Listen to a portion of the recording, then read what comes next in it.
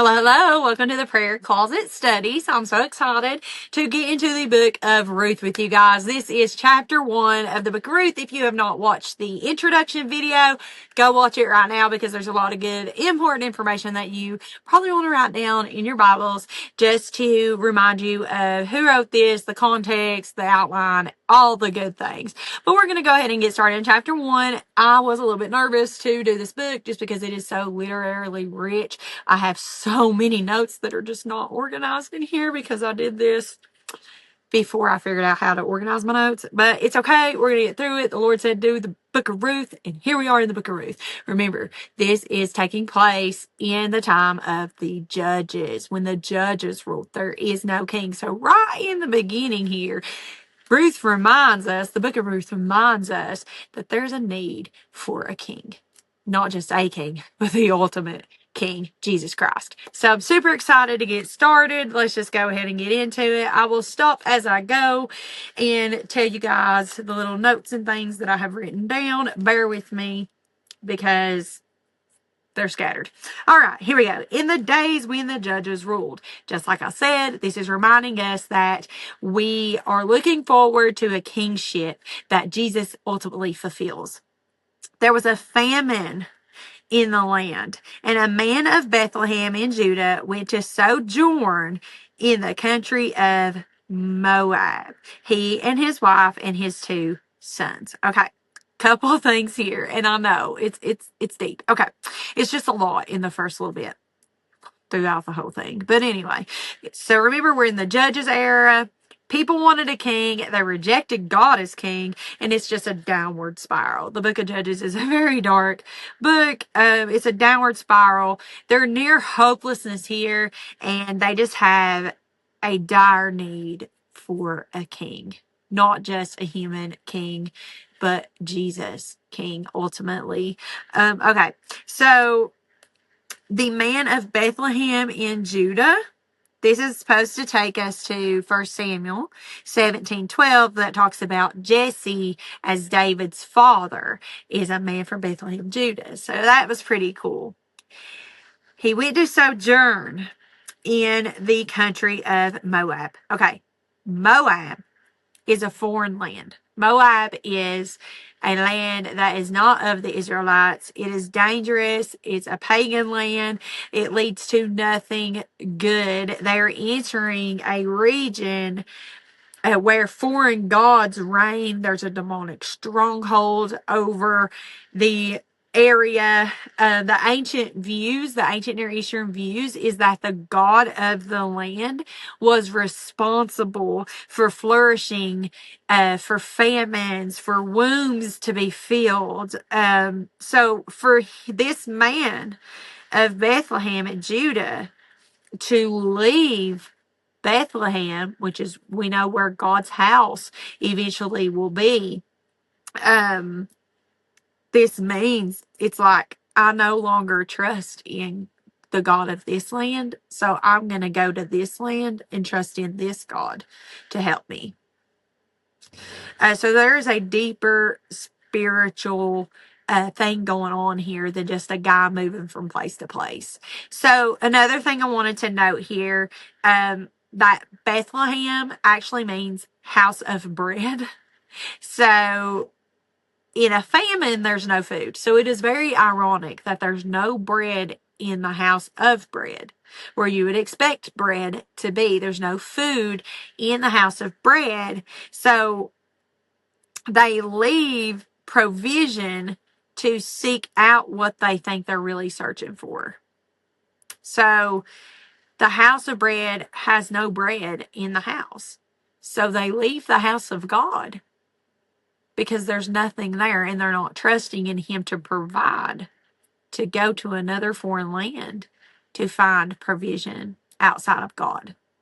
That's what's going on here. Okay, so next, the name of the man was Elimelech, and the name of his wife is Naomi, and the names of his 2 sons were Mahlon and Chilion.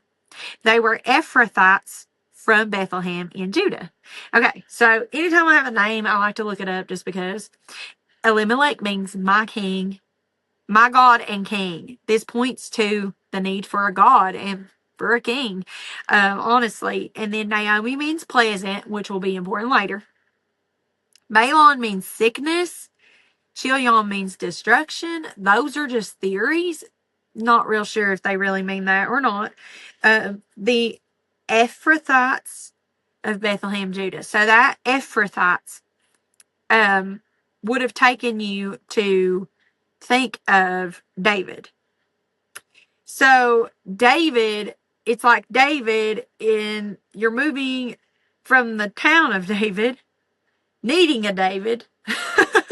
So this is how the first audience would have seen this. That's how they would have read that here. So Ephrathites, they're leaving the city so David, leaving the city of David in search of a David.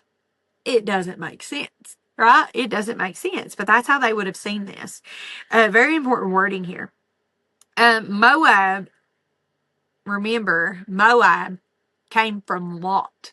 Lot was Abraham's nephew, I believe is what it was. And he split from Abraham because the land couldn't hold them all. So they had to split up.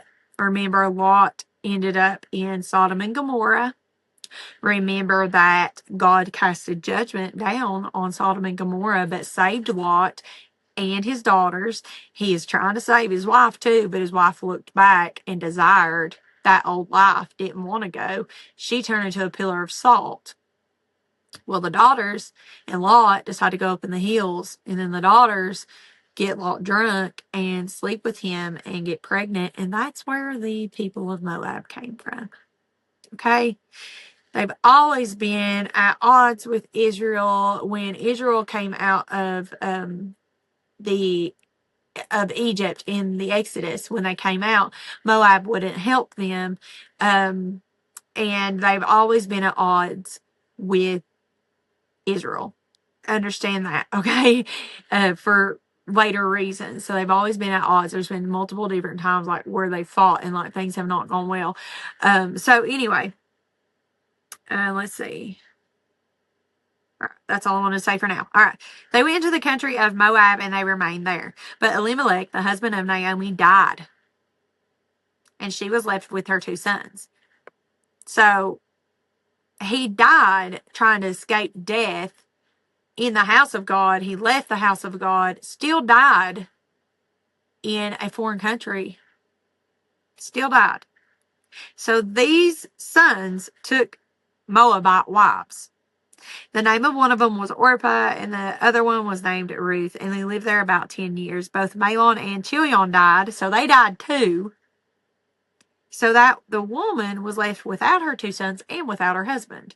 So, couple things here where the sons took Moabite wives. In Deuteronomy 23:3, the Israelites are instructed to not intermarry with the Moabites specifically because they wouldn't help Israel when they came out of bondage from the Egyptians. They came out against them. Let's see. Where's that at? 23:3. Sorry. All right, so no Ammonite or Moabite may enter the assembly of the Lord, even to the 10th generation. None of them may enter the assembly of the Lord forever, because they did not meet you with bread and with water on the way when you came out of Egypt, and because they hired against you Balaam, the son of Beor, from Pethflor of Mesopotamia to curse you. So no Moabite was allowed even in the temple, the assembly of the Lord. So them marrying Moabite women was just not okay. All right. So the name Orpah I looked up and it means back of the neck. Not really sure if that's relevant to anything. But then Ruth's name is friend or companion, maybe even refreshment. That suits her. All right. Moving on. So Naomi, she experienced loss after loss here. Loss after loss. She was a widow without children because when you were a widow, then your children was supposed to take care of you and provide for you. So when you are a childless widow, it's pretty much a death sentence. You have no one to take care of you. You can't take care of yourself. So she was in a dire situation. She had experienced loss upon loss upon loss, and she was heartbroken. She had left her first love, the Lord, over in Bethlehem. She's found herself in this foreign country where her family has no doubtably settled and probably worship some of the pagan gods over there, intermarrying with these women. It's not a good setup. It's not a good place that Naomi has found herself. Couple other notes. Ephrathites, in 1 Samuel 17:12, David is described as an Ephrathite. I know I mentioned a little bit about that, but that's where it's at in scripture. Rachel was actually buried on the way to Ephrath in Genesis 35:19. I think is what that says. So Ephrath, Ephrath, it's think of David when you see that. And then Bethlehem and Judah, that's the city of David. So you would always think David, David, David, need for a king, Jesus being the ultimate David, the fulfillment of that king role that Israel so longed for. So far, we're going to stop here because there's a lot more in this next section.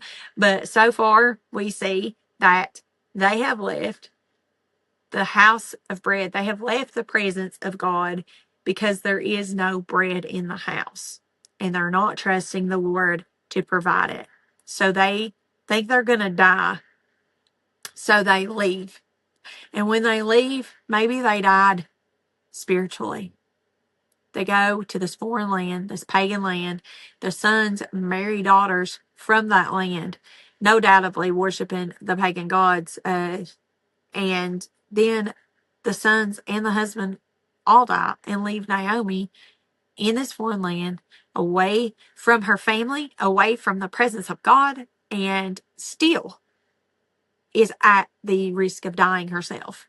She has no one to provide for her, no one to take care of her, and she is in a dire situation. A dire situation where maybe she's regretting leaving the house of bread, because it is better to be in the house of bread when there's no bread in the house and be in God's presence than to go outside of God's presence and find abundance, because that abundance is never going to fulfill you. That's never going to satisfy you. We all have that longing inside of us to be filled, but it's with the presence of God and to be reconciled with Him. So think about that. And oh, also, one more thing.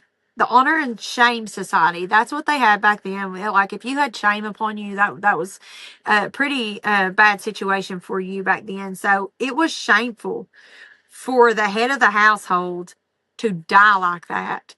If they left and they go to this foreign land and he dies out there like that, that is shameful. So it brought shame upon their family. And it is shameful to die and be buried in a foreign land. Amos 7:17 says that.